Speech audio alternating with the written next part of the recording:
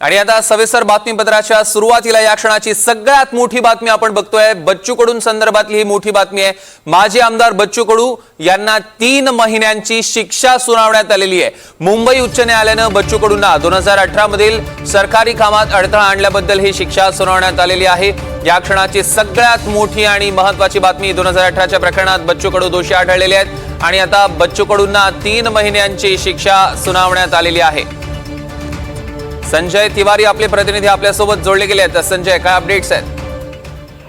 Sir, 26 September 2018 ची ही घटना आहे आणि त्यावेळेस जे तक्रारदार जे प्रदीप पी नावाचे IAS ऑफिसर होते, ते IT विभागात डायरेक्टर होते आणि ते त्या दिवशी म्हणजे आपल्या कार्यावर होते, ड्युटीवर होते आणि त्यांना धमकी दाखवून आयपॅड उचलून त्यांना मारण्याचा त्यांनी ऍक्शन करून दाखवली होती। प्रत्यक्ष मारलं नसलं तरी ऍक्शन करून दाखवली होती आणि शिवीगाळ केली होती आणि त्यामुळे आणि 2 दिवसात ते उत्तर दिलं नाही तर तुम्हाला परिणाम भुगतावे लागतील असे सांगून त्यांनी बच्चू कडूंनी जे काही वागणूक केली होती त्यावरून आता निकाल आलेला आहे।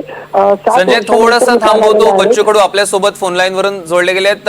बच्चूजी, तुमची आत्ताच बातमी कळलेली आहे, 3 महिन्यांची शिक्षा सुनावण्यात आली। तुमची पहिली प्रतिक्रिया काय? महापरीक्षा पोर्टलचा घोटाळा चालू होता। देवेंद्रजी तेव्हा मुख्यमंत्री होते। सामान्य शेतकरी शेतमजुरांचे मुलं अभ्यास करून प्रचंड मेहनत घेतल्यावर या सगळ्या करप्ट सिस्टीम मुळे त्यांची निवड होत नव्हती।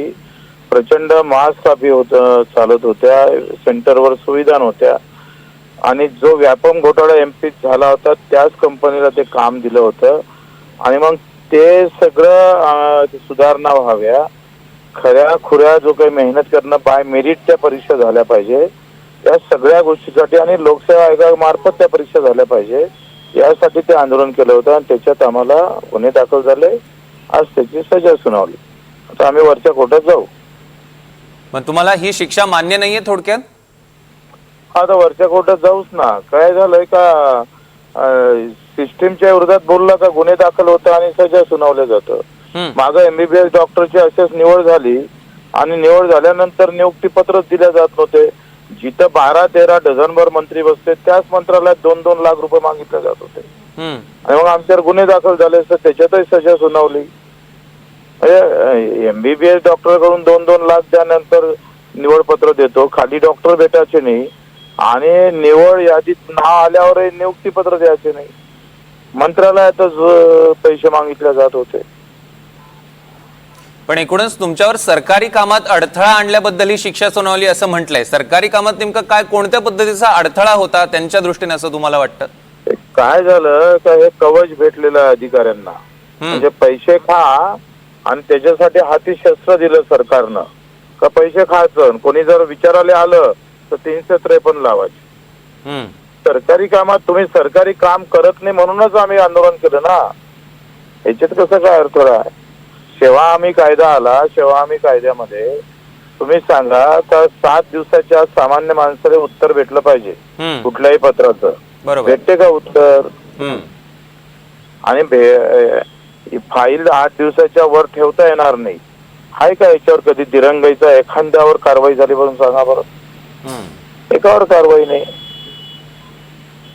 आता वरच्या न्यायालयात बोला बोला हा सिस्टीमच्या विरोधात आवाज उठवला तर मग तुम्ही दोषी, तुम्ही सरकारी कामात अडथळा आणला आणि हे कायदा हातात पायदळी तुळवल्या जातं, त्याचं काय? त्या बाबतीत काही होत नाही देशामध्ये। पण आता वरच्या न्यायालयात तुम्ही दाद मागणार आहे असं म्हणता, तिकडे न्याय मिळेल असं वाटतं? हा, अपेक्षा करू। निश्चितच। धन्यवाद बच्चू कडू, तुम्ही आमच्याशी संवाद साधला त्याबद्दल। आपण बघितलं बच्चू कडू आपल्यासोबत थेट जोडले गेले होते आणि आता ते वरच्या न्यायालयात दाद मागणार आहे असं त्यांनी म्हटलेलं आहे। या क्षणाची एक मोठी बातमी आपण बघतोय, मुंबई उच्च न्यायालयाचा बच्चू कडूंना दणका। आणि सोबतच आपले प्रतिनिधी संजय तिवारी सुद्धा आपल्यासोबत जोडले गेले होते। संजय, या प्रकरणातले अधिकचे अपडेट्स घेऊ। तुमचेही मनपूर्वक धन्यवाद। तर